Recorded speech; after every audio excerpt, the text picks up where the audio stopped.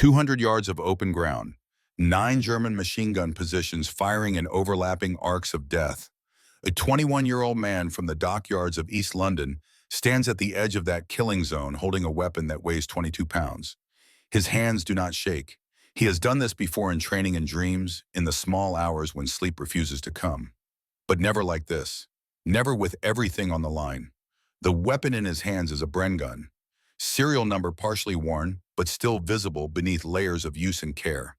What he does not know yet, what he cannot know in this moment of terrible clarity, is that this particular gun has already survived one war. It was left on a beach in France 5 years ago, picked up by German soldiers who recognized quality when they saw it used by them for 3 years, then recaptured and returned to British hands. It has crossed Europe twice. It has served both sides of this war, and in 90 seconds, it will make history. But we are getting ahead of ourselves, because to understand why a young man would run towards certain death, to understand why the enemy loved this weapon so much, they printed manuals in German and issued it to their own troops to understand why this story matters. 79 years later, we need to go back. Back to before the war. Back to when Britain realized with growing horror that they were about to fight the next war with the last war's weapons. This is the story of the Bren gun, and the man who proved that in the right hands, even one weapon can change the outcome of a battle. If you want to hear stories like this, stories that honor the men who fought and the tools they trusted with their lives, hit that subscribe button. Because what you're about to hear is not just history, it's a lesson about precision, about courage, and about why excellence matters more than volume of fire. His name was Thomas Peck Hunter, born April 16, 1923 in Hackney, a working-class neighborhood in East London, where the smell of the Thames mixed with coal smoke and the sound of industry never stopped. His father worked the docks loading and unloading the cargo ships that kept the empire running. Hard work, honest work, the kind that left your hands calloused and your back aching, but let you sleep at night knowing you had earned your wage. Young Tommy, as everyone called him then, did not follow his father to the docks. He apprenticed as a machinist at a shipyard, learning the trade that would one day save his life and the lives of the men who fought beside him. His father taught him the first lesson on a Sunday afternoon, both of them in the workshop behind their small house, the autumn light slanting through dirty windows. "Tommy," his father said, holding up a micrometer, "if a tool is going to be trusted with a man's livelihood, you need to know it like you know your own hands. Every measurement, every tolerance, because 1 millimeter off and the shaft doesn't turn. The engine doesn't run, the ship doesn't sail, and men don't get paid." Tommy learned. He learned to measure to the 10th of a millimeter. He learned that precision was not about perfection, but about consistency. He learned that tools did not fail. People failed to understand their tools. And he learned, though he did not know it yet, the patience that would later keep him alive when other men panicked. 1941. Tommy was 18. London was burning. The Blitz had turned night into day, with the glow of fires turned day into nightmare, with the wail of air raid sirens. His street had been hit twice. The Johnsons 3 doors down lost their youngest daughter. The butcher shop on the corner was now a crater filled with rainwater and rubble. Tommy volunteered for the Royal Marines. His mother cried. His father shook his hand, said nothing, but held on a moment longer than usual. Tommy reported to the recruiting station on a Tuesday morning in March, joined a line of young men who all looked too thin, too young, too eager for what was coming. The recruiter asked him his trade. "Machinist," Tommy said. "Good hands then. You'll need them." He passed his physical, signed his papers. 4 weeks later, he was on a train to Scotland, to the commando training course that would break him down and build him back into something harder. The instructors were men who had survived Dunkirk, Norway, the early disasters. They trained their recruits like they expected most of them to die because they did expect it. Statistics did not lie. But Tommy did not break. When they ran him through the Highlands until his lungs burned and his legs turned to lead, he thought about his father's workshop, about measuring the same shaft 20 times to get it right. When they put him through the firing range and screamed in his ear while he tried to aim, he thought about the patience required to thread a bolt when your hands ached and your eyes blurred with fatigue. He was good with his hands. He would be good with weapons. They tested him on the Lee Enfield rifle. He scored marksman. They tested him on the Sten gun, that cheap, ugly submachine gun that looked like it had been assembled from scrap metal, because it basically had been. He learned to clear jams to work around its temperamental nature. And then in week 8, they introduced him to the Bren. The instructor, a sergeant with a scar across his jaw and eyes that had seen too much, set the weapon on the table. 22 pounds of machined steel wood and purpose. This, the sergeant said, is the best light machine gun in the world. The Germans know it. That is why they kept 27,000 of them after Dunkirk and used them against us. You will learn to love this weapon. You will learn to trust it, because it will save your life and the lives of every man in your section. Questions? Tommy raised his hand. Yes, Hunter. Why did we leave 27,000 of them at Dunkirk, Sergeant? The room went quiet.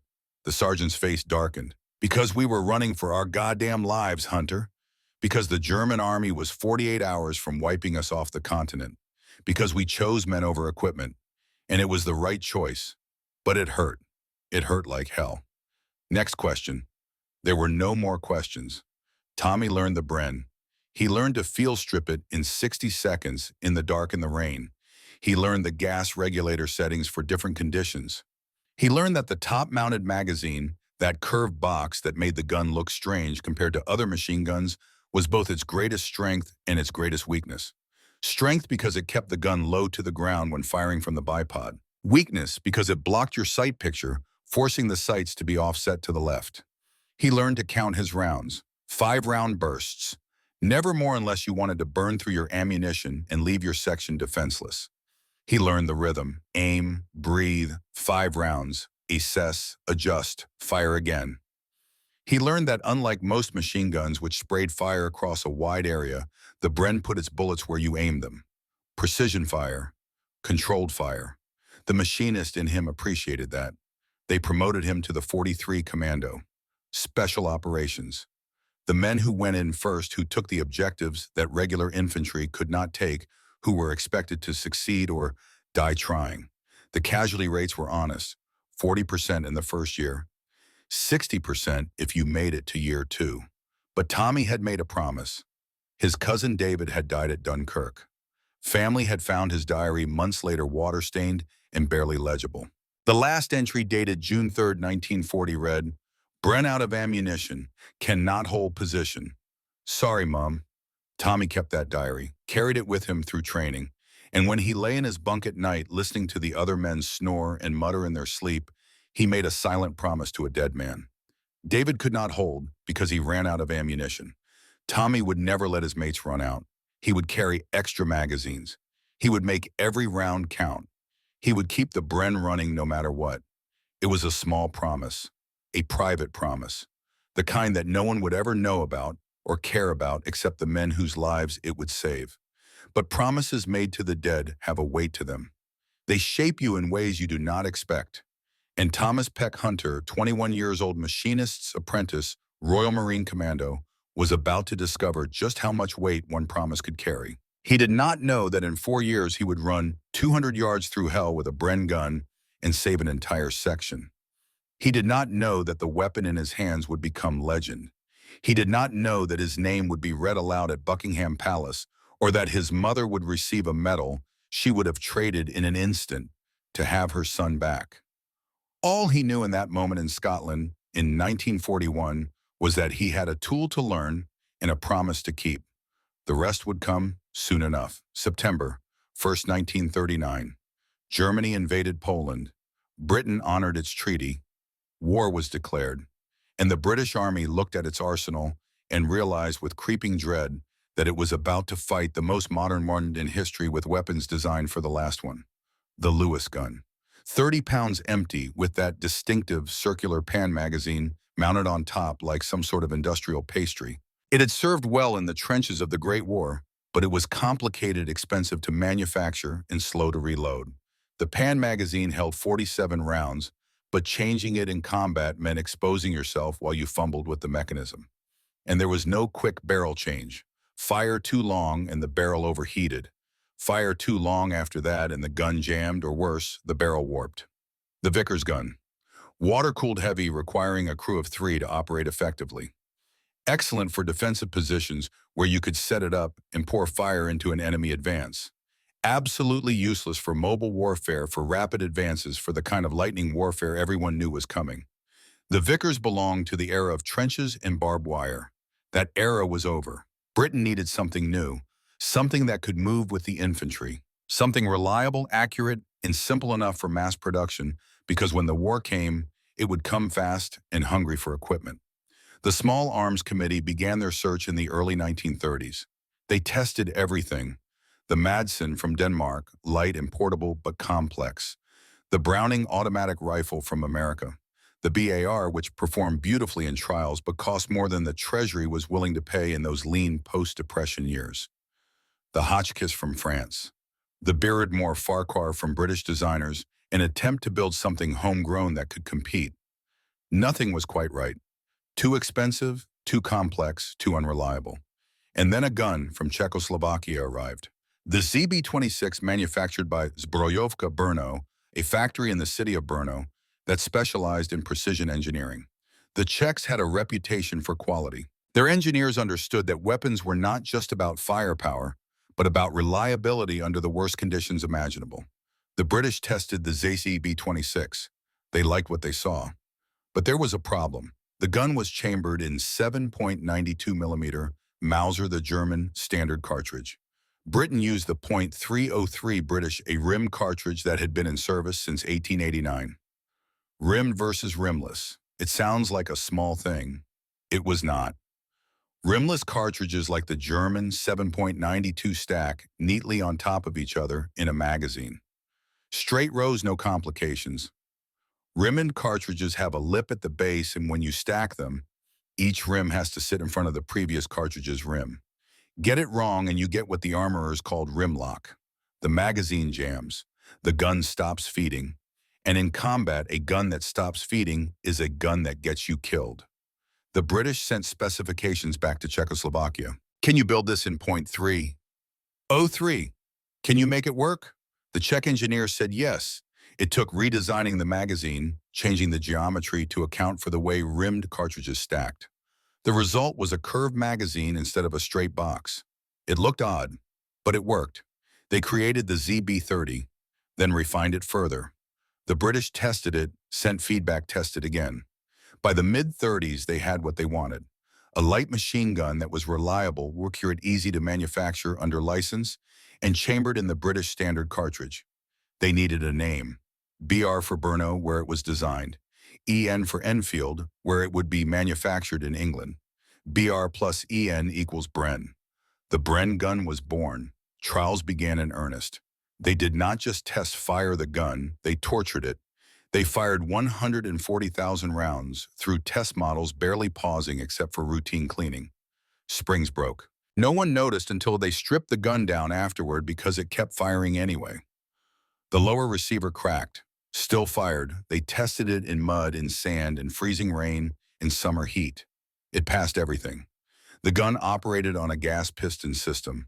When you fired, some of the propellant gas was diverted into a cylinder above the barrel, driving a piston backward. That piston pushed the bolt carrier back, extracted the spent case, cocked the hammer, and stripped a fresh round from the magazine on the return stroke. Simple, elegant, and it could be adjusted with a gas regulator, a small dial that controlled how much gas entered the system. In Arctic cold, you turned it up for more power. In desert heat, you turned it down. The gun adapted. The barrel could be changed in 3 seconds.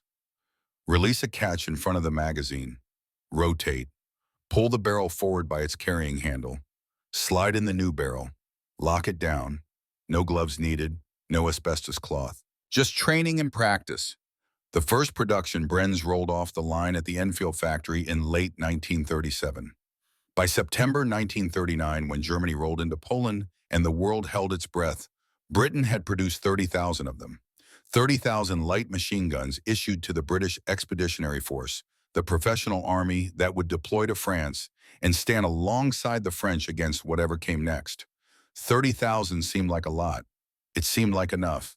It was not nearly enough. May 10, 1940. The Germans attacked through the Ardennes, through terrain the French had declared impassable for armor. Tanks poured through the gap. Stuka screamed down from the sky. The Blitzkrieg lightning war faster and more brutal than anything the generals had planned for, than anything the treaties and agreements had accounted for. The BEF fought. They fought hard. But they were outmaneuvered, outpaced, caught in a war of movement. They were not equipped to fight. Defensive positions became death traps. Advances became retreats. Retreats became routes. The Bren gunners did their jobs. They set up on roadsides and in farmhouses and villages with names no one outside of France had heard of, and they fired at advancing German infantry. 5-round bursts controlled fire, making every bullet count. The Bren performed exactly as designed. Reliable, accurate, deadly, but there were not enough of them, and there was not enough time. The order came on May 26th, fall back to Dunkirk. Evacuation. The Royal Navy would come, hold the perimeter, buy time for the main force to escape. At Castle, 30 miles from the beaches, British battalions were given a simple order: hold until relieved or destroyed. They understood what that meant. Relieved was not coming. They were the sacrifice, the men who would die so that others could live. They faced elite German troops, veterans of Poland hungry for victory. The fight was brutal and close. House to house, street to street. Battalion commanders picked up Bren guns from fallen soldiers and held the line themselves. Officers who had not fired a weapon in combat since the Great War, now lying in rubble, squeezing off 5-round bursts at Germans, advancing through smoke and dust. The Bren guns fired until their barrels glowed red, until the assistants ran out of spare barrels, and they fired anyway past the point where doctrine said to stop. Some guns failed, most did not. They kept running, kept cycling, kept putting rounds downrange. It was not enough to stop the Germans. Nothing was going to stop them. But it was enough to slow them, to buy hours, hours that translated to thousands of men evacuated from the beaches. The defending battalions were destroyed. Most died. Some were captured. A handful escaped. But they had done what was asked of them. On the beaches at Dunkirk, the evacuation continued. Soldiers waded into the water, climbed onto fishing boats and pleasure craft and Royal Navy destroyers. They left behind everything they could not carry: vehicles, artillery, supplies, and guns. Thousands of guns. Soldiers were told to disable their weapons before boarding, smash the receivers, throw the firing pins into the sea, render them useless to the enemy. But there was not enough time. The German advance was too fast, the evacuation too desperate. Many Bren guns were simply dropped in the sand or thrown into the shallow water. Still functional, still loaded, still ready to fire. 338,000 men were saved from Dunkirk. The greatest evacuation in military history. A miracle, they called it. But out of 30,000 Bren guns that had gone to France, only 2,000 came back. 27,000 Brens were left on the continent. 27,000 of the best light machine guns in the world now in enemy hands. Britain returned home battered and shocked. The invasion of the British mainland seemed imminent. The army had saved its men but lost its equipment. Factories went into overdrive. Emergency production plans were activated. The Garage Hands gun program began developing simplified weapons that could be mass-produced by small workshops across the country. That program gave birth to the Sten gun, the ugly, cheap submachine gun that cost £2.50 to manufacture and looked like something assembled in a garden shed, because sometimes it was. Bren production ramped up. Simplified models, the Mark I Star, cutting cost by 25%. Tens of thousands rolled off the lines, destined for North Africa, for the Far East, for wherever Britain was still fighting. But across the Channel, German soldiers were picking up British Bren guns, brushing off the sand, and discovering something interesting. They were better than the MG-34s they had been issued. Wehrmacht ordnance officers tested the captured weapons. They measured rate of fire accuracy, reliability. They compared them to the German standard, the MG-34, a beautiful piece of engineering that was precise, effective, and temperamental. The MG-34 did not like dirt. It did not like sand. It required careful maintenance and cleaning. The Bren did not care. You could drag it through mud and it fired. You could leave it in the rain and it fired. You could fire it until the barrel glowed, change the barrel, and keep going. And the accuracy. German reports noted that the Bren could place 5 rounds into a 10-centimeter circle at 100 meters. Consistent, repeatable. The MG-34 could not match that. Its higher rate of fire, 1,200 rounds per minute, compared to the Bren's 500, created more dispersion. Spray versus precision. The Wehrmacht made a decision. They would keep the captured Brens. They would issue them. They would print manuals in German. The Bren was designated Leichtes Maschinengewehr, 138 a light machine gun, 138 English origin. The little E in parentheses denoted captured equipment. MG 138E manuals were distributed to occupation troops in France, Belgium, and the Netherlands, to coastal defense units, to anti-partisan formations in Eastern Europe. 27,000 Bren guns, now serving the enemy, now being used against the very soldiers who had left them behind. The irony was bitter. The Czechoslovak factory that designed the original ZB-26 was in German-occupied territory. The Germans were already producing the ZB-26 in 7.92mm Mauser for Wehrmacht use. Now they had the British version too. Three nations, Czechoslovakia designing Britain manufacturing, Germany capturing all, using variants of the same gun to kill each other. But Britain was not finished. Production continued. New guns replaced old losses. And soldiers and training young men like Thomas Peck Hunter learned the weapon that had betrayed nothing at Dunkirk except the men who had no choice but to leave it behind. The Bren was still the best light machine gun in the world. Both sides knew it, and in the deserts of North Africa, it was about to prove exactly why. North Africa, 1942, a place where the sun did not just shine, it punished. Temperatures climbed past 50 degrees Celsius by midday, turning metal too hot to touch, with bare hands turning the inside of tanks into ovens that cooked men alive. At night, the temperature plummeted toward freezing, leaving soldiers shivering in the same foxholes where they had baked hours before. The sand got into everything: eyes, ears, mouths. Rifle actions, magazine springs, the working parts of every weapon the British Army had brought to this godforsaken theater. The Lewis gun, already obsolete, jammed constantly. The Thompson submachine gun, beloved in movies and feared by gangsters, turned into a paperweight after a single sandstorm. Even the venerable Lee Enfield rifle required constant cleaning, constant maintenance, constant attention just to keep functioning. The Bren kept working, not just working, thriving. The gas regulator that had seemed like a minor feature back in England became crucial here. Turn it down for the heat, preventing excess gas pressure from battering the action. Turn it up at night when the cold made the metal contract and the tolerances tighten. The Bren adapted. It did not complain. It did not fail. British soldiers began to notice something else. Something the designers back at Enfield probably had not fully appreciated. Something that had been lost in all the technical specifications and trial reports. In the desert, where visibility extended for miles, where you could see your enemy clearly, at 400, 500, 600 yards, accuracy mattered more than volume of fire. And the Bren was accurate, frighteningly accurate. Sergeant William Morrison was the first man in his company to understand what that meant. 32 years old, from a village outside Edinburgh that most people had never heard of. Before the war, he had worked as a gamekeeper on a highland estate, culling deer, managing the grouse populations, keeping the land in balance. He understood ballistics the way other men understood engines or carpentry. Windage, bullet drop, the way a rifle barrel heated and changed its point of impact. He had been issued a Bren when his unit deployed to Egypt. Standard doctrine was to use it for suppressive fire. Pour rounds into an area, keep the enemy's heads down while your riflemen maneuvered. Spray and pray, essentially, though no sergeant would ever admit to praying in front of his men. Morrison tried something different. They were on patrol, 8 men in 2 vehicles scouting ahead of the main column. The kind of mission where you hope to see nothing and return with nothing to report. But hope was not a strategy, and the Afrika Korps did not care about your preferences. They spotted the German position at dawn. A machine gun nest dug into a low rise covering the main track. An MG-42, probably, though at this distance it was hard to tell. 600 yards out, maybe a bit less.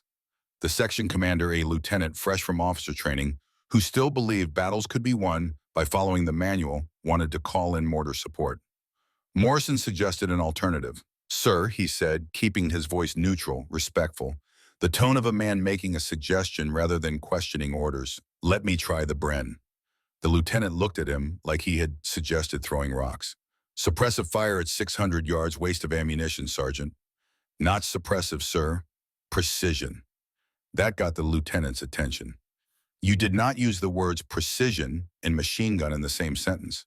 Machine guns were for area targets, for making large amounts of noise and forcing the enemy to keep their heads down. Precision was for rifles, for snipers, for careful aimed shots. Morrison set up the Bren, adjusted the bipod legs until the gun sat level, checked the gas regulator, setting 2 standard for these temperatures, loaded a magazine with 28 rounds instead of 30. He had learned that trick early. Full magazines put too much tension on the spring, increased the chance of feeding issues. 28 was the sweet spot. He settled in behind the gun, checked the sights offset to the left because of that top-mounted magazine, aimed at the German position. Waited. Movement. A helmet appearing above the sandbags. Just for a second. Just long enough. Morrison fired. 5 rounds. Controlled burst. The distinctive sound of the Bren that measured tack, tack, tack, tack, tack that was so different from the ripping canvas scream of the MG-42. Sand and dust erupted around the German position. Not in a wide spray, in a tight grouping centered exactly where Morrison had aimed. The helmet disappeared. Morrison waited. 30 seconds. A minute. Another helmet, different position. The Germans were trying to figure out what was shooting at them. Another 5-round burst. Same result. Impacts clustered within inches of each other right around the spot where the German had appeared. The lieutenant was watching through binoculars. "Good God," he said quietly. "You're putting them exactly on target." "Yes, sir. The Bren will do that if you let it." They waited 10 more minutes.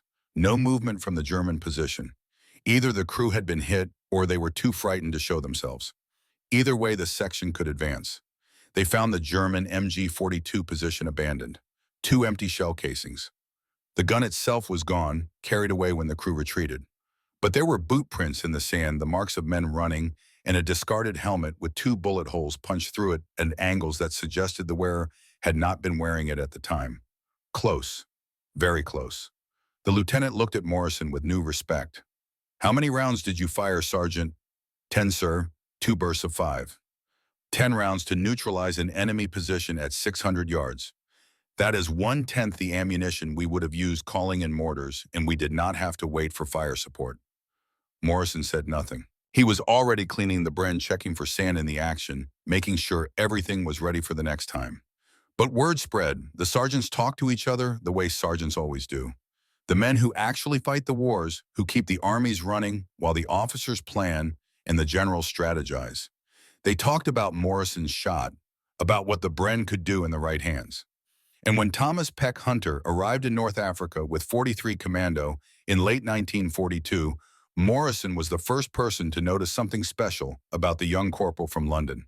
They met in a supply depot outside Tobruk. Morrison was drawing ammunition. Hunter was turning in a requisition for spare barrels. They got to talking the way soldiers do, the small exchanges that build into conversations, that build into friendships, forged under conditions that make normal life impossible. Morrison mentioned his experiments with precision Bren fire. Hunter's eyes lit up. "I have been wondering about that," Hunter said. "The gun is mechanically capable of that kind of accuracy. Gas piston operates in a straight line, no lateral movement to throw off the sight picture. Top-mounted magazine keeps the center of gravity stable. The bipod is well designed. I could never understand why we train to use it like a water hose when it is built like a precision instrument." Morrison studied the younger man. 20 years old, though he looked younger. Thin the way everyone in theater was thin after months of tinned rations and hard living. But his hands were steady and his eyes were sharp. "You understand machines," Morrison said. It was not a question. "I was a machinist's apprentice before the war. My father taught me that tools are only as good as the men using them, and men are only as good as their understanding of the tools." Morrison made a decision. "Come with me," he said. "I want to show you something." They found an empty stretch of desert far enough from camp and that they would not draw attention. Morrison set up as Bren walked Hunter through his technique. The breathing, the sight picture, the way you squeezed the trigger, not pulled at the same smooth pressure you would use on a precision rifle. Then he had Hunter try. Hunter's first burst went wide. Second burst was better, By the fifth burst, he was grouping shots within a hand's span at 300 yards. Morrison watched in silence. When Hunter finished the magazine, Morrison spoke. "How long have you been shooting?" "Since basic training, 18 months. "You shoot like you have been doing it your whole life." Hunter shrugged. "It is just mechanics. Consistent input creates consistent output. The gun wants to be accurate. You just have to let it." Morrison smiled. It was not a common expression on his weathered face. "The gun wants to be accurate," he repeated. "I like that. Most men fight their weapons. Try to force them to do things they were not designed to do. You are working with yours." He stood dusted sand off his trousers. "You are wasted as a regular rifleman hunter. You should be a Bren gunner." "My section already has a gunner." "Then I will talk to your section commander, because I have been doing this for 3 years and I have seen maybe 5 men who understand weapons the way you do. The war needs you behind a Bren, not a rifle."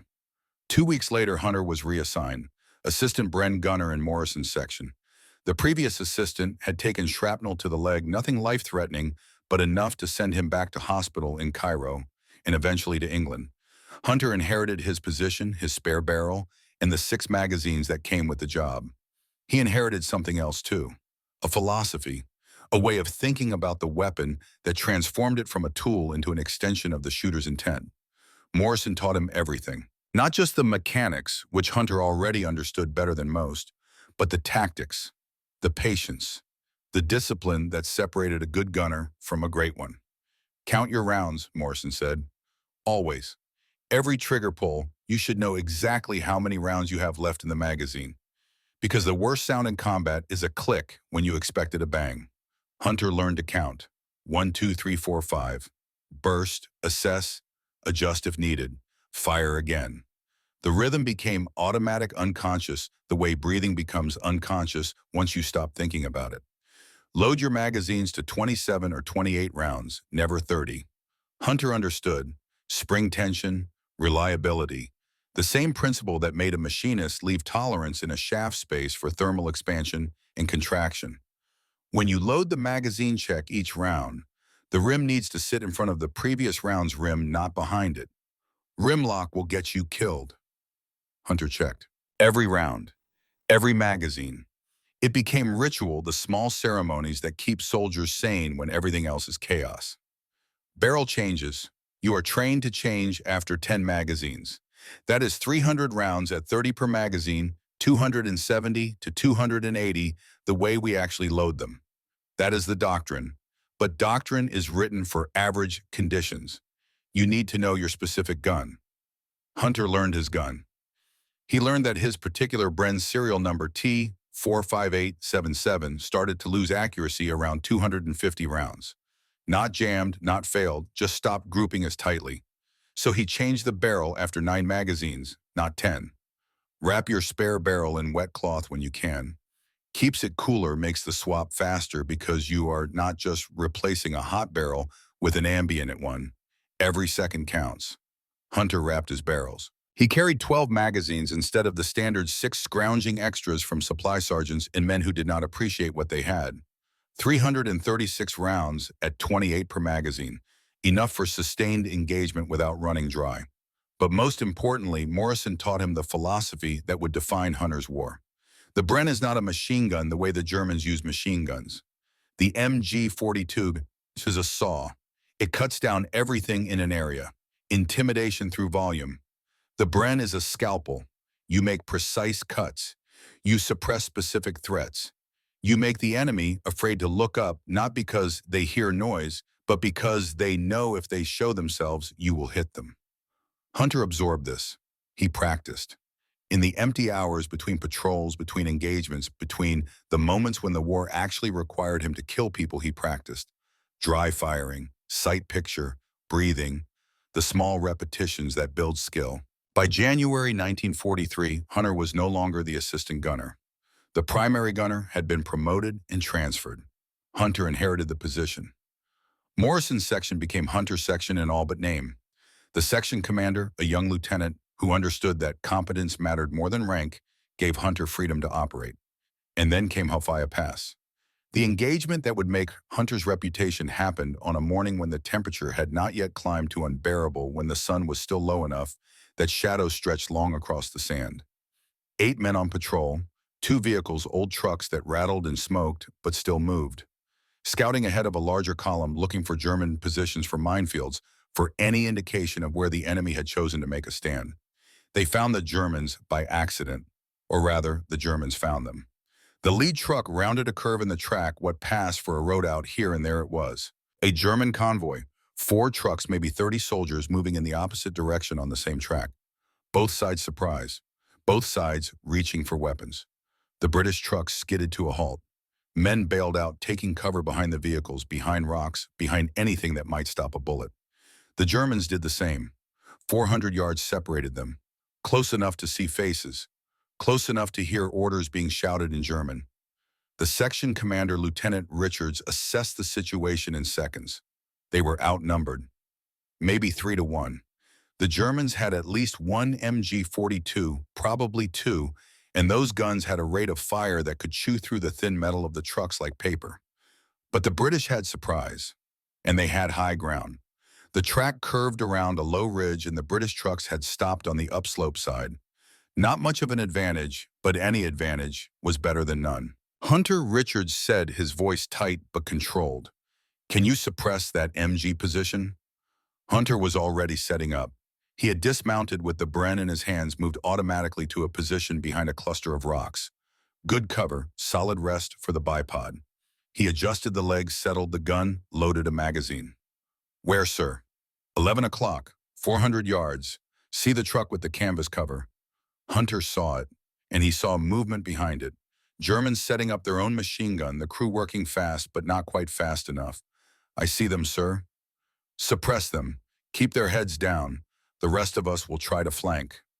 Hunter did not acknowledge. He was already in the zone, that state of focused calm where everything else faded away, and there was only the gun, the target, the mathematics of ballistics. 400 yards. Wind negligible. Temperature moderate. Gas regulator at 2.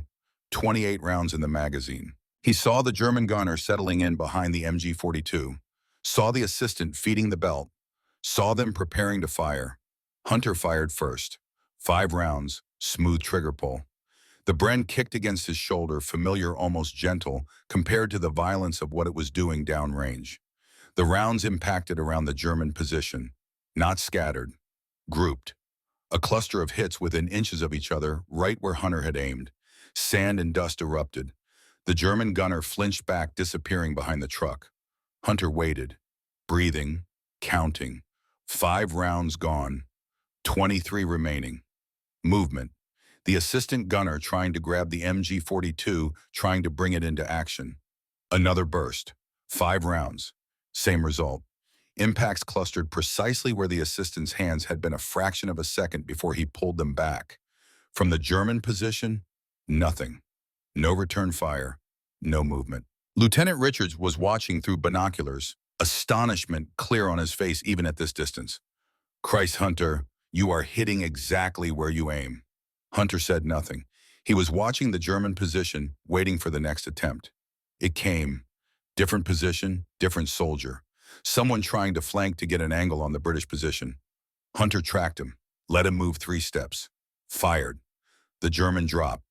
Not hit, Hunter did not think, but diving for cover as rounds snapped past, close enough to feel the shockwave. This was what Morrison had taught him. Precision intimidation.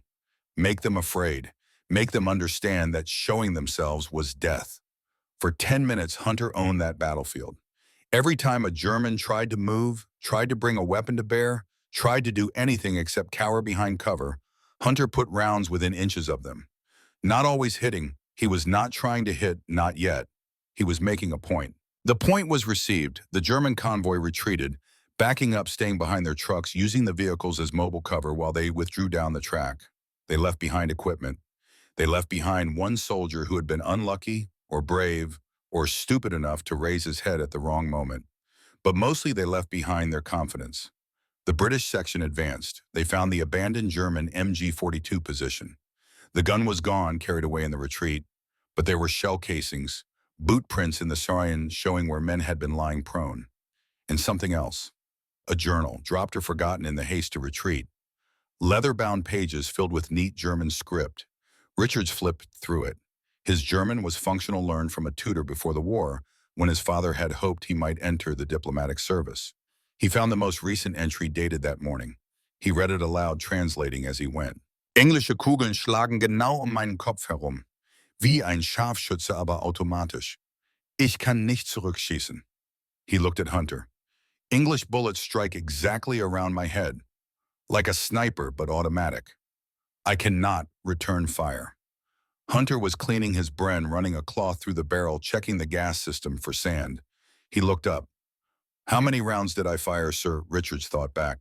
I counted 7 bursts. 5 rounds each, the way you always shoot. 35 rounds. 35 rounds to neutralize a numerically superior force and achieve tactical withdrawal by the enemy with minimal friendly casualties. Richards smiled. It was a thin smile, the kind that came when you realized something important. Morrison was right about you. You are wasted on a rifle. The story spread. It could not help but spread. Soldiers talked. Sergeants compared notes. Officers wrote reports. By the time 43 Commando rotated back to base camp for resupply, and Rest Hunter's name was known throughout the battalion, he became the go-to Bren gunner for difficult missions. When a position needed to be suppressed with minimal ammunition expenditure, they called Hunter. When a target needed to be engaged at range with precision, they called Hunter. When someone needed to teach new gunners how to actually use the Bren instead of just spray fire and hope, they called Hunter. He did not seek the attention, did not want it really. He was doing his job. The job he had promised his dead cousin he would do. Keep the gun running, make every round count, keep his mates alive. But the attention came anyway. By the time the North Africa campaign ended and the Allies prepared for the invasion of Sicily, Hunter had been in 17 major engagements. His section, the 8 men who fought alongside him, had taken 0 casualties. Not wounded, not killed. 0. That was not normal. Infantry sections in combat took casualties. That was the nature of war. You accepted it, planned for it, trained replacements to fill the gaps. But Hunter's section defied statistics. The reason was simple. When you had a Bren gunner who could suppress threats before they became deadly, who could force the enemy to keep their heads down, while your riflemen maneuvered who could adapt to any situation with technical precision and calm discipline, your odds of survival went up dramatically. Hunter's section understood this. They protected him, covered him, made sure he had ammunition, spare barrels, whatever he needed.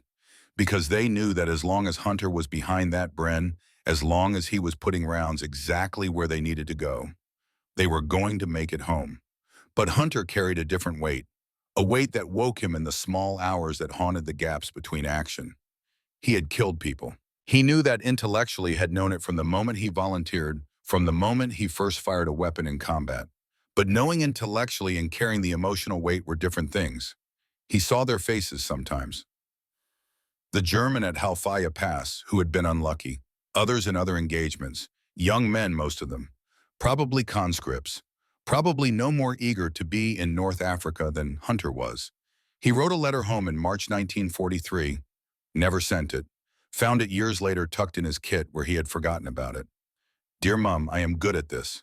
Too good. I can put 5 rounds into a space smaller than my hand at distances where other men cannot even see the target clearly. I have killed 17 men that I know of, probably more that I do not.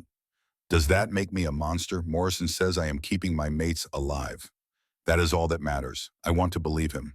But I wonder what you would think if you knew. I wonder what Dad would think. I wonder what I will think when this is over, when I am back home and the world is quiet again and I have to look at myself in the mirror. I am not writing this to upset you. I am writing it because I need to write it somewhere, and there is no one here I can say this to. We do not talk about these things. We joke. We complain about the food and the heat and the officers, but we do not talk about the weight. Maybe after the war, maybe then we can talk. Love, Tommy. He folded the letter, put it away, went back to cleaning his Bren, to the ritual that kept his hands busy and his mind focused on something other than philosophy and conscience. The gun did not judge. The gun simply worked, and in the strange moral calculus of war that was almost comforting. Sicily came in July 1943. Operation Husky, the first major Allied landing on Axis territory in Europe. 1,500 ships, 160,000 men. The beginning of the end for fascism in Europe, though, no one knew that yet. Hunter's commando unit went ashore in the first wave. Gliders overhead, paratroopers dropping in the darkness, the confusion and chaos that marked every amphibious assault. Hunter's landing craft took fire coming in. Italian machine guns from fortified positions on the beach. The distinctive sound of bullets hitting water, hitting metal, hitting the men around him. The Bren gunner in the craft next to theirs took a round through the throat. Hunter saw him fall, saw the weapon tumble into the shallow water. Without thinking, purely on instinct and training, Hunter grabbed his own Bren and returned fire from the landing craft. Standing in the boat, the deck pitching with waves, returned fire, snapping past close enough to hear. He fired controlled bursts at the Italian position. 5 rounds. Adjust. 5 more rounds. The Italian gun went silent. The landing craft grounded. Ramp dropped. Men poured out into waist-deep water, struggling toward the beach. Hunter went with them. Bren held high, keeping it above the water. Reached the beach. Found cover behind a knocked-out concrete bunker. Set up the Bren. Located targets. Fired. The battle for Sicily was not like North Africa. Different terrain. Towns and villages instead of empty desert. Close quarters fighting. Room to room, building to building. But the principles remain the same. Precision over volume. Discipline over panic. Understanding your weapon and making it work for you instead of against you. Hunter's section advanced through Sicily with the same 0 casualty rate they had maintained in North Africa. Impossible luck, some said. Superior tactics, others argued. Hunter just kept his head down and did his job. But something happened in Sicily that Hunter would remember for the rest of his life. They had secured a small village, cleared out the last German defenders. Hunter was resting in what had been someone's home, now just ruins with 3 walls standing. He was cleaning his Bren, the automatic routine his hands knew better than his conscious mind. An old Italian woman approached, 70 years old, maybe older. Small, bent with age, wearing black like every other widow in this war-torn land. She looked at Hunter, looked at the Bren, spoke in Italian that Hunter did not understand. Morrison was nearby. He spoke a little Italian picked up from locals during the campaign. "What is she saying?" Hunter asked. Morrison listened. His face changed. "She is asking if that is the gun that shot her grandson." Hunter felt his stomach drop. He looked at the woman, at the grief in her eyes. "Tell her I do not know. Tell her I am sorry." Morrison translated. The woman listened. Then she reached out and touched Hunter's shoulder. Spoke again. Morrison translated slowly. "She says war makes murderers of the young on both sides. She says her grandson was conscripted, did not want to fight. She says you are doing what you were told to do, just like he did. She says she does not hate you. She just wants it to be over." The woman squeezed Hunter's shoulder once. Then she walked away, back to whatever remained of her life. Hunter sat there for a long time. The Bren in his hands felt heavier than it ever had. Morrison sat down beside him. "You cannot carry all of it, lad. The weight will crush you." "How do you manage it?" "I do not. I just keep moving forward. Do my job. Try to keep the lads alive. That is all we can do. That is all anyone can do." Hunter nodded. He understood intellectually. But understanding and accepting were different things. He would carry that moment for the rest of his life. The old woman's touch, her grief, her forgiveness, if that was what it was. But the war was not finished with him yet. Italy lay ahead, the Gothic line, Comacchio, and 200 yards of open ground that would define everything. The Italian campaign was not like North Africa, not like Sicily. Italy was a different kind of hell. Mountains rose steep and hostile, their peaks lost in cloud and rain. Rivers swollen with winter melt cut through valleys where armies bled themselves white, fighting for villages whose names appeared on no maps that mattered. The Gothic line, that massive system of German fortifications stretching across the Italian peninsula, turned every advance into a calculated butchery of men and material. 43 commandos spent the winter of 1944 in those mountains, fighting in conditions that made the desert seem almost pleasant in retrospect. At least in the desert, you could see your enemy. In the Italian mountains, you fought ghosts. Germans appearing from fog, disappearing into it. Mortars falling from nowhere. machine guns concealed in positions that took hours to locate and seconds to die assaulting. Hunter turned 21 in April 1944. His section gave him an extra tin of beef and a tot of rum someone had been saving. They sang a verse of Happy Birthday in voices hoarse from cold and shouting orders. It was the best celebration any of them could manage. Morrison, now a company sergeant major, had been transferred to a different unit. Before he left, he found Hunter cleaning his Bren in a ruined farmhouse that served as their temporary shelter. "You have come a long way from that first day in Tobruk," Morrison said. Hunter looked up. Morrison looked older. They all did. The mountains aged you faster than the desert. "I had a good teacher. You had the talent. I just showed you how to use it." Morrison paused. "Keep the lads alive, Hunter. That is all that matters now. Keep them alive and get yourself home when this is over." They shook hands. Morrison left. Hunter never saw him again. Heard later that Morrison had taken shrapnel in the leg during the push toward Bologna. Survived. Sent home to Scotland. One of the lucky ones. Hunter's section changed composition over those months. Men were wounded, sent to hospital, returned to different units. New men arrived raw from training, looking at veterans like Hunter with a mixture of awe and hope. Hope that his reputation for keeping his section alive was real. Hope that it would extend to them. Hunter did his best. Taught them what Morrison had taught him. How to use the Bren as a precision instrument. How to count rounds. How to read terrain and find firing positions that gave advantage without exposure. How to stay calm when every instinct screamed to panic. Some learned quickly, some learned slowly, some never got the chance to learn at all. By February 1945, of the original 8 men who had fought with Hunter in North Africa, only 3 remained. Hunter, his assistant gunner, Private Davies, a quiet Welshman who never spoke unless spoken to, but could change a Bren barrel in less than 2 seconds, and Corporal Webb, who had been promoted from rifleman after showing an uncanny ability to spot German positions before they opened fire. The rest had been replaced. Not killed, not all of them. Wounded mostly. A shattered leg here. A sucking chest wound there. Burns from a flamethrower. The 1,000 ways that war found to break human bodies without quite managing to kill them. Hunter's section still had the lowest casualty rate in the company, but that was cold comfort when you were attending funerals or writing letters to families of men you had fought beside. March 1945. The end was coming. Everyone could feel it. Germany was collapsing. The Soviets were in Berlin. The Americans and British were across the Rhine. But in Italy, the Germans still fought, still held, still made the Allies pay in blood for every mile of ground. Hunter received a new Bren in early March. His old one, T-45877, had finally given up after 3 years and countless rounds. The barrel was shot out beyond replacement. The receiver was cracked.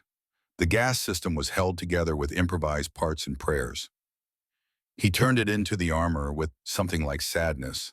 That gun had kept him alive, had kept his section alive. It deserved a better end than being melted down for scrap. The new Bren came from stores. Hunter examined it in the weak sunlight outside the supply tent. Standard Mark I. Serial number K26494. He field stripped it, checked every component, loaded a magazine, and dry fired to test the trigger pull. Something caught his eye. Markings on the receiver, faint but visible. Letters stamped into the metal. MG138E. Hunter stared. His German was poor, but he knew what that meant. Leichtes Maschinengewehr 138 Englischer Herkunft. Light machine gun, 138 English origin. This was one of the Brens left at Dunkirk. One of the 27,000 that had been captured, used by German forces, then recaptured somewhere in the long grinding advance up the Italian peninsula. This gun had served both sides, had been carried by British soldiers in France, abandoned in the chaos of evacuation, picked up by German infantry, used for 3 or 4 years, then taken back by British or American forces and returned to British stores. It had been to hell and back, just like Hunter. He cleaned it thoroughly, oiled every moving part, loaded his magazines, 28 rounds each, 12 magazines total, 336 rounds. The gun felt right in his hands. Balanced, ready. 2 weeks later, orders came down. Operation Roast, the final push to break the Gothic line at Lake Comacchio. The briefing was short and to the point. 43 Commando would assault German positions north of the lake. Intelligence reported heavy fortifications, multiple machine gun nests, mortars, artillery support. Expected casualties were estimated at 40 to 50%. Those were the kinds of numbers that made experienced soldiers check their wills and write last letters home. Hunter did both. The will was simple. Everything he owned, which was not much, would go to his mother. The letter was harder. He sat in his tent the night before the assault, April 1st, 1945, and tried to find words that would not sound melodramatic or false. "Dear Mom," he began. He stared at the paper for a long time. "If you are reading this, it means I did not make it home. I'm sorry. I know you wanted me to be safe. I wanted that too. But this is the job. This is what I signed up for. I want you to know that I was not afraid. That is not exactly true. I was afraid every day. But I did not let the fear stop me from doing what needed to be done. Dad taught me that. Remember when I was learning the trade and I was afraid of making a mistake that would ruin an expensive piece? He told me that fear is natural. What matters is what you do despite the fear. I did my best, Mom. I kept my mates alive. I used the skills Dad taught me about precision and patience. I like to think he would be proud of that. The lads here are good sorts. Private Davies, you would like him. Quiet, steady, reminds me a bit of Uncle George. And Corporal Webb, he is always making jokes even when everything is terrible. They will look after each other when this is over. Tell Dad I remembered everything he taught me. About tools, about precision, about doing the job right even when you are tired and it would be easier to cut corners. It kept me alive longer than it might have otherwise. I love you, Mom. Look after yourself. Do not cry too much. I did what I came here to do. Your son, Tommy." He folded the letter, put it in an envelope with his mother's address, left it with the quartermaster along with his will and the few personal effects he had accumulated. Then he checked his Bren one more time, cleaned it again though it was already clean, loaded his magazines, counted his rounds, the familiar ritual that kept his hands busy and his mind focused. Davies found him in the pre-dawn darkness of April 2nd. "Cannot sleep either," Davies asked. "No point trying, we move in an hour." They sat in silence for a while. Around them the camp was waking up, men checking weapons, sergeants moving between tents, the quiet, purposeful activity that preceded every assault. "Hunter," Davies said finally, "if it goes bad today, it will not. But if it does, I want you to know, I have fought in 6 sections since I joined up. Yours is the only one where I thought I might actually make it home. You are good at this, better than anyone I have seen." Hunter did not know what to say. He settled for the truth. "I just do not want anyone else to die because I made a mistake. That is why we trust you." The hour passed. Dawn came slowly, reluctant, as if the sun itself did not want to witness what was about to happen. They loaded into trucks, 43 Commando, 200 men who had survived Sicily, Anzio the Winter Mountains, 200 men who would assault fortified German positions and hope that training experience and luck would be enough. Hunter held his Bren across his knees, K26494, the gun that had already survived one war, that had served both sides and come back. If a gun could survive, that maybe he could survive this. The truck stopped 3 miles from the objective. The men dismounted, formed into their sections, checked weapons one final time. Lieutenant Bradley, the section commander, who had replaced their previous officer after he took a mortar fragment to the shoulder, gathered them close. "You all know the objective. German positions on the ridge, multiple machine guns, mortars behind them. We need to take those positions to allow the main force through. It is going to be rough. Stay close. Watch your spacing. And for God's sake, keep moving. Standing still will get you killed faster than anything else." He looked at Hunter. "Hunter, you are our base of fire. Find positions. Suppress threats. We will move on your covering fire." "Yes, sir." They moved out.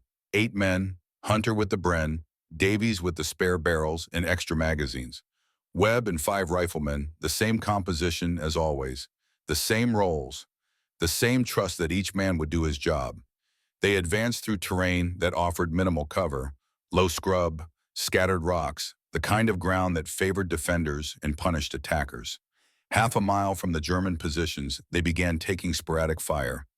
Long-range shots, Germans testing their range trying to gauge the British strength. Hunter found a position behind a low rise, set up the Bren. They located the source of the fire, a machine gun position roughly 500 yards distant. He could see the muzzle flash when they fired. He waited for the right moment, when the German gunner paused to reload or reposition. Then he fired. 5 rounds, controlled burst. The rounds impacted around the German position. Not direct hits, but close enough to make them flinch back. The section advanced while the Germans were suppressed. Gained another 100 yards. They repeated this pattern. Hunter finding positions, firing precision bursts, forcing the Germans to keep their heads down while the riflemen moved forward. Then Hunter would displace, move to a new position, and the cycle would begin again. It was textbook. It was what they had trained for, what they had done dozens of times before. But the Germans were ready. This was not a patrol that could be intimidated into retreating. This was a prepared defensive position, and they were not leaving. The section reached a point 200 yards from the main German line. 200 yards of open ground. No cover, no concealment, just flat earth and the certain knowledge that crossing it would be suicide. Lieutenant Bradley called a halt. They took cover in a shallow depression, barely deep enough to hide a man lying prone. Bradley studied the German positions through his binoculars. Hunter could see his face tightening. The mathematics of warfare were simple and brutal. 200 yards of open ground against 9 machine gun positions meant that whoever tried to cross would be cut down before they made it halfway. "We cannot stay here," Bradley said quietly. "Jerry has our range. They will drop mortars on us eventually." "We cannot advance either, sir," Webb said. "Not without support. We need artillery or armor, something to suppress those positions. Artillery is committed elsewhere. Armor cannot get through the terrain. We are what we have." The section was silent. They all understood what that meant. Bradley looked at Hunter. "If we had covering fire, continuous accurate fire that forced them to stay down, could the section make it across?" Hunter looked at the 200 yards, at the German positions, at the 9 machine guns that commanded overlapping fields of fire. He thought about Morrison, about precision over volume, about making the enemy afraid to look up. He thought about his promise, keep the gun running, keep his mates alive. He thought about the Bren in his hands, K26494, the gun that had already survived being abandoned once, the gun that had come back. He thought about the Italian grandmother in Sicily, her grief, her forgiveness, her understanding that they were all just young men doing what they were told. "Sir," Hunter said slowly, "if someone drew their fire, made them focus on one target instead of 8, the section might have a chance."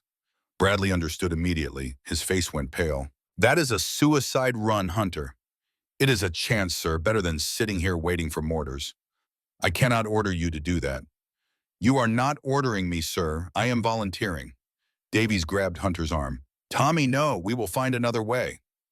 Hunter looked at his friend, at the man who had fought beside him through Africa, Sicily, the Italian mountains, who had changed barrels under fire, who had carried ammunition when his own rifle would have been more useful, who had trusted Hunter to keep him alive.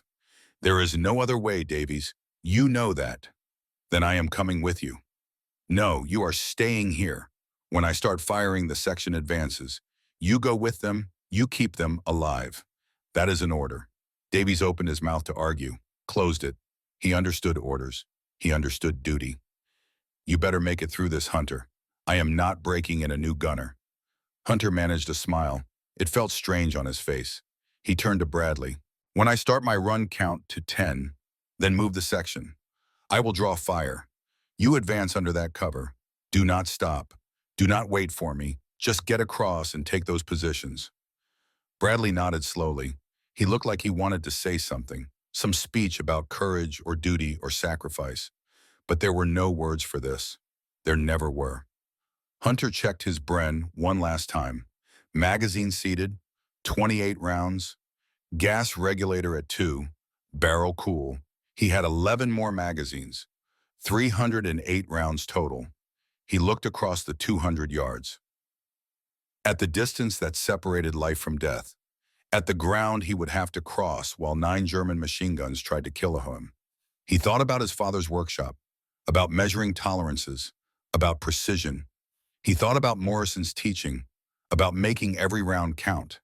He thought about the promise he had made to a dead cousin, about keeping his mates alive.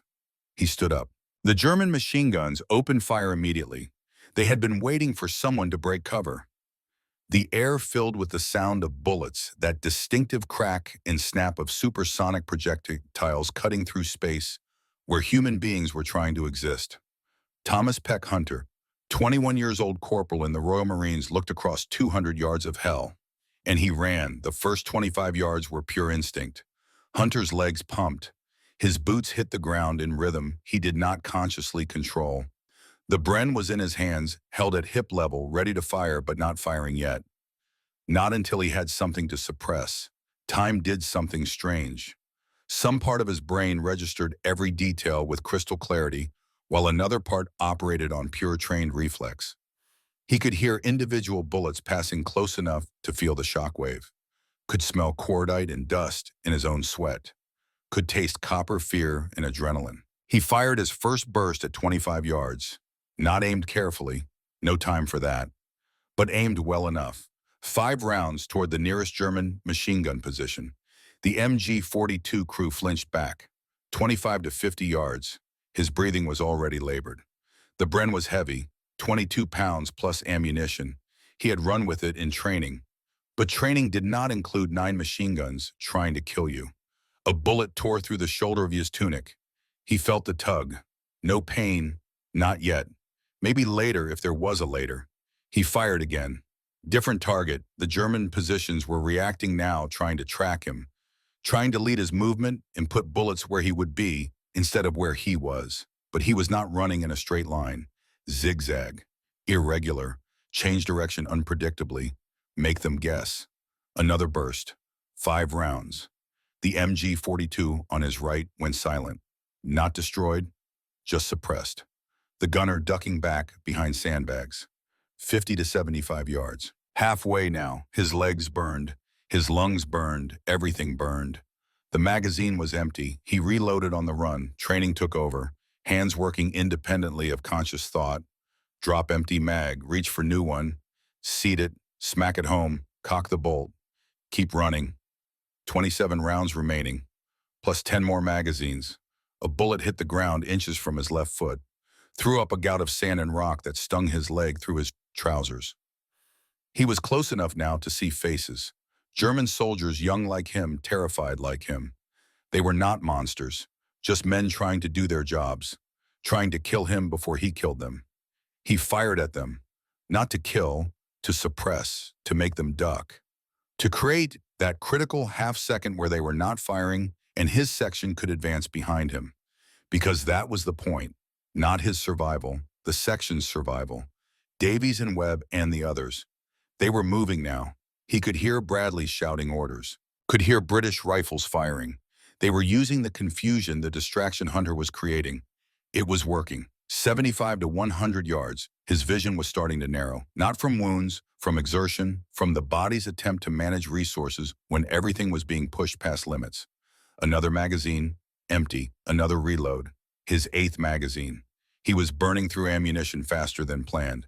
But there was no plan anymore, just action and reaction, just survival and objective. A German soldier stood up, rifle raised, aimed at Hunter. Hunter fired first. Not a burst. Single shots. 2 rounds, center mass. The German fell. Hunter felt nothing. No satisfaction, no guilt. Just the mechanical acknowledgement that a threat had been neutralized and he could continue. 100 to 125 yards. The German positions were in chaos now. Some firing at Hunter, some firing at the advancing British section behind him. Their fields of fire were disrupted, their coordination broken. This was what Morrison had taught him. Individual actions could disrupt systems. One man with the right tool and the right training could create disproportionate effects. 125 to 150 yards. He could see details now, the texture of German uniforms, the expressions on their faces, fear, confusion, the universal look of men who had been trained for one scenario and were now facing something completely different. Another magazine, his ninth, 19 rounds remaining in this one. He was rationing now, 3-round bursts instead of 5, making every bullet count. He reached the German trench line at 160 yards, dropped into it. 2 German soldiers turned, raised weapons. Hunter fired, point blank, the Bren bucking in his hands. The soldiers fell. He moved through the trench. It was not a trench, really, more of a fighting position, sandbags and wooden supports, but it provided cover. Momentary respite. He found the first bunker. Wooden door, reinforced position. He kicked it open. 6 German soldiers inside. Machine gun crew. Radio operator, officers. They looked at him, he looked at them. His Bren was leveled at chest height. Finger on trigger, 19 rounds in the magazine. For a fraction of a second he saw the Italian grandmother's face. Heard her words translated through Morrison. War makes murderers of the young on both sides. They raised their hands. Raus, Hunter said. His German was terrible. But some words were universal. Schnell. They came out, hands high, murified. Hunter had them face the wall. He had no idea what to do with prisoners. That was not his job. His job was to keep firing, to keep suppressing. But the section was still crossing. He could hear them, still too far, still in danger. He looked at the German position, at the elevated pile of rubble that had probably been a building once, at the perfect field of fire it commanded. Perfect field of fire meant perfect target. He knew what he needed to do. He had known from the moment he decided to run. Maybe from before that. Maybe from the moment he made his promise to a dead cousin about keeping ammunition counted and mates alive. He left the prisoners, climbed the rubble pile, set up the Bren. From here he could see the entire battlefield. The advancing British sections still 100 yards from the German positions. The German machine gun crews starting to reorganize, starting to bring their weapons back into action. He could see them preparing to cut his section down. Davies was shouting something. Hunter could not hear the words, but he could see Davies pointing, could see the understanding on his face. Davies knew. They all knew. Hunter began to fire, not rapid fire, not panic fire, controlled bursts, 3 rounds. Pick a target, fire, switch. Next target, fire. Every German machine gun turned toward him. He was elevated, exposed, the perfect target. They concentrated their fire. 9 machine guns all converging on one pile of rubble, on one man with a Bren. But Hunter kept firing, magazine after magazine, target after target. He was not trying to kill them all, just suppress them, just keep them from firing at the section. His section was moving, closing the distance. Bradley in the lead. Webb right behind, Davies carrying the spare barrel and magazines that Hunter would never use. They were going to make it. He had given them the chance. That was enough. A burst from an MG-42 found him. He felt the impacts. Chest, shoulder. Not pain, not yet. Just the massive shock of bullets designed to kill, transferring their kinetic energy into his body. He fired back. The German gunner ducked. Hunter's section reached the German positions.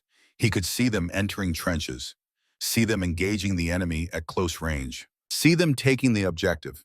They had made it. The job was done. Another burst, this one to his head. Thomas Peck Hunter, 21 years old, 11 months and 17 days fell. The Bren clattered beside him, K26494, the gun that had survived Dunkirk, that had served both sides, that had come all this way to be here in this moment, in the hands of a young man from London who understood precision and duty. 6 empty magazines lay around Hunter's position. 168 rounds fired. 4 German machine gun positions suppressed or destroyed in those final minutes. 7 men given the chance to cross 200 yards of hell because one man had drawn all the fire onto himself. Private Davies reached Hunter first. He had sprinted the last 50 yards when he saw Hunter fall. The medic was right behind him, but there was nothing to be done. Davies knew that before he checked for a pulse. Some wounds are beyond healing. Davies sat beside his friend, his section commander, the man who had kept them alive through 2 years of war. He did not cry. There was no time for that. The fight was not over. Germans were surrendering, but some were still resisting. He picked up Hunter's Bren. It was still warm, still functional. The barrel was glowing red, but it had not failed. Davies carried it with him through the rest of the battle, through the mopping up, through the taking of prisoners, through the securing of the objective that Hunter had died to give them. When it was over, when the firing had stopped and the casualty counts were being tallied, Davies cleaned the Bren, oiled it, checked every component. The gun had not failed. It had done exactly what it was designed to do, just like the man who had carried it. The Victoria Cross citation was read at Buckingham Palace on the 18th of June, 1945. The war in Europe had been over for 6 weeks. The war in the Pacific would end 2 months later. The King has been graciously pleased to approve the award of the Victoria Cross to number PL 109199 Corporal Thomas Peck, Hunter Corps of Royal Marines, for most conspicuous gallantry and devotion to duty. On the 2nd of April, 1945, during an attack by 43 Royal Marine Commando on a strongly defended enemy position north of Lake Kamakyo, Corporal Hunter's troop came under devastating machine gun fire from 9 German positions, commanding 200 yards of open ground. Realizing that the only hope of success lay in silencing these weapons, Corporal Hunter, on his own initiative and without orders, left his position of relative safety and advanced alone across the open ground, firing his Bren gun from the hip. Although subjected to intense fire from all sides, Corporal Hunter succeeded in reaching the enemy positions, where he killed 2 of the enemy and captured 6. He then climbed onto an exposed pile of rubble and, using his Bren gun with devastating effect, engaged the remaining enemy positions. Although fully exposed to concentrated fire from the enemy, Corporal Hunter maintained his position, allowing his troop to advance across the open ground without casualty. Corporal Hunter was killed by enemy fire while still engaging multiple enemy positions. His action resulted in the successful capture of the objective and undoubtedly saved the lives of many of his comrades. His gallantry and devotion to duty were of the highest order. Annie Hunter received the medal from King George VI. She was a small woman, worn by work and worry and the loss of her only son. The king spoke to her quietly. The words were private, but witnesses said she held the medal in both hands and wept. She never remarried, never had other children. She kept the medal in a wooden box on her mantelpiece, along with Tommy's last letter and a photograph of him in uniform holding his Bren, looking younger than 21 and older than the world had any right to make a man. She lived until 1978. When she died, the medal passed to the Imperial War Museum, along with Hunter's service records and the letter he had written the night before his final battle. But Hunter's story did not end with his death. In some ways, it had only just begun. The Bren gun continued its service. The weapon that had proved itself in desert and mountain, in the hands of both sides, continued to prove itself in the wars that followed. Korea 1950 to 53. British and Commonwealth forces deployed with Bren guns in the .303 caliber. They faced Chinese troops equipped with ZB-26 light machine guns, the original Czech design in 7.92 millimeter, the same gun family, opposite sides. The irony would have amused Morrison had he known. He was back in Scotland, by then walking with a limp, teaching his grandchildren to shoot. When Morrison heard about Hunter's death, he sat in his workshop for a long time. He did not cry. Men of his generation did not where others could see. But he took out his own service Bren, the one he had been allowed to keep as a memento, and cleaned it, oiled it, made it ready though he would never fire it again. "You were the best student I ever had, lad," he said to the empty workshop. "I am sorry I was not there." The Malayan Emergency, 1948 to 1960. Jungle warfare, where the Bren's reliability and lighter weight compared to belt-fed weapons made it the preferred choice for patrols. SAS squadrons carried them deep into the jungle, where resupply was measured in days and every round had to count. 1955. Britain adopted the 7.62 millimeter NATO cartridge as its standard. The choice was simple: design an entirely new light machine gun or convert the existing Bren inventory. Testing showed what everyone who had used the Bren already knew. The design was fundamentally sound, reliable, adaptable. Why replace what worked? The conversion required extensive modifications. The rimless NATO cartridge meant the curved magazine was no longer necessary. Straight 30-round magazines replaced the distinctive curved ones. The barrel was changed.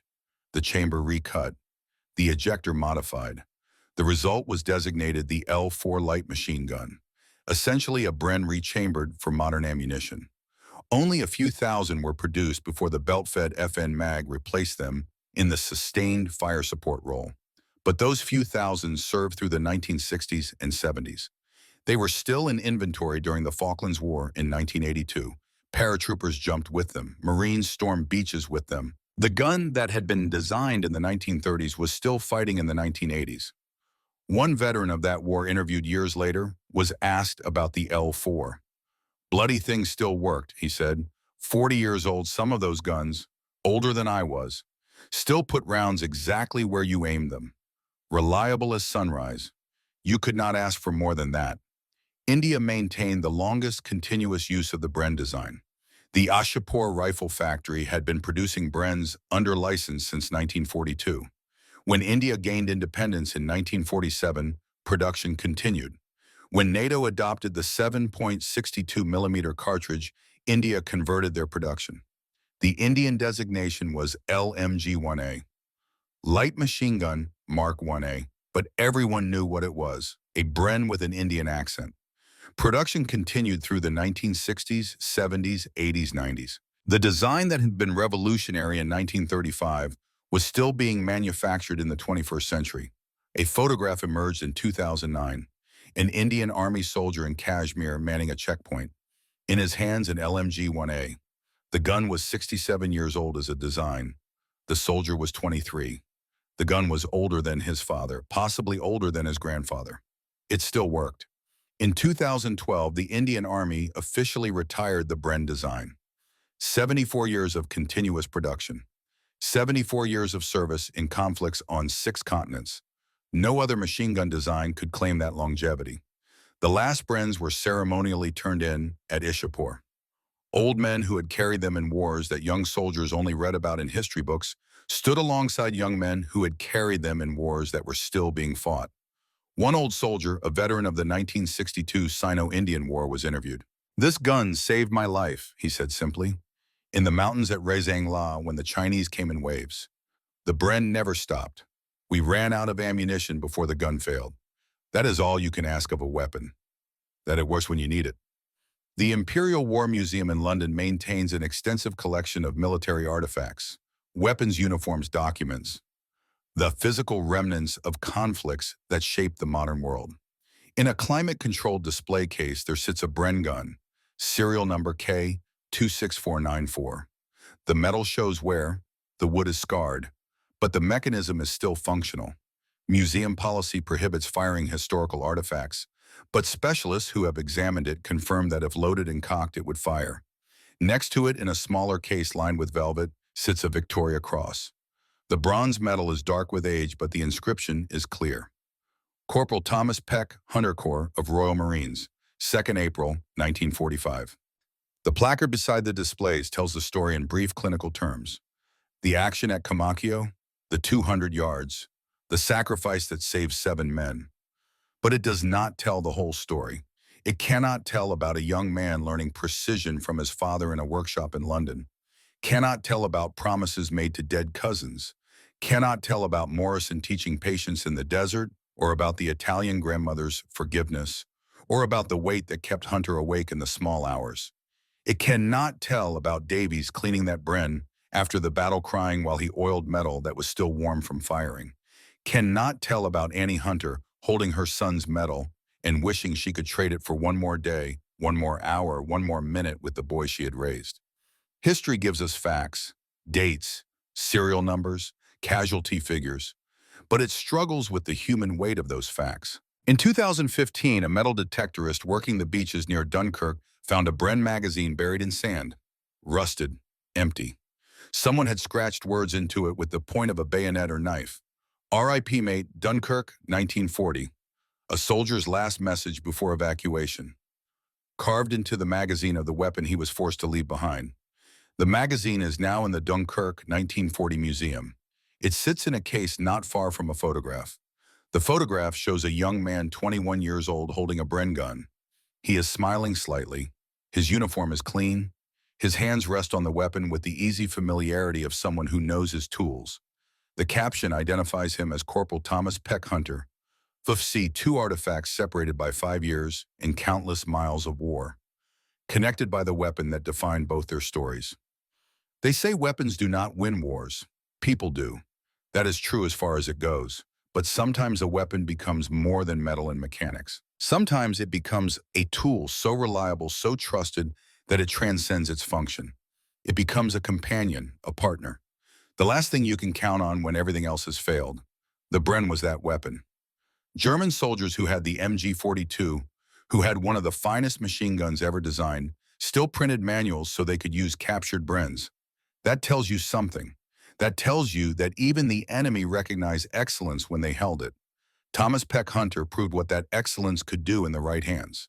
Not because he was superhuman, not because he was fearless. He was terrified. The letter he wrote to his mother made that clear. But he went anyway. He went because he had made a promise to a dead cousin about keeping the gun running and keeping his mates alive. He went because Morrison had taught him that precision matters, that individual actions can disrupt systems, that excellence is always better than volume. He went because it was his job. On a spring morning in Italy, he ran 200 yards through concentrated machine gun fire and gave his section the seconds they needed to survive. He drew every enemy weapon onto himself so that 7 other men could cross the same ground and live. That is not just courage. That is mathematics. That is the cold calculation that one life trading 4-7 is a bargain, and someone has to make that trade. Hunter made it, not for glory. The Victoria Cross was awarded posthumously. He never knew about it, not for recognition. He was a corporal, not a general. No one would build monuments to him. He did it for his mates, for Davies and Webb, and the others whose names history has not recorded, but who went home to their families because one man understood what the job required. The Bren gun outlived Hunter by 67 years.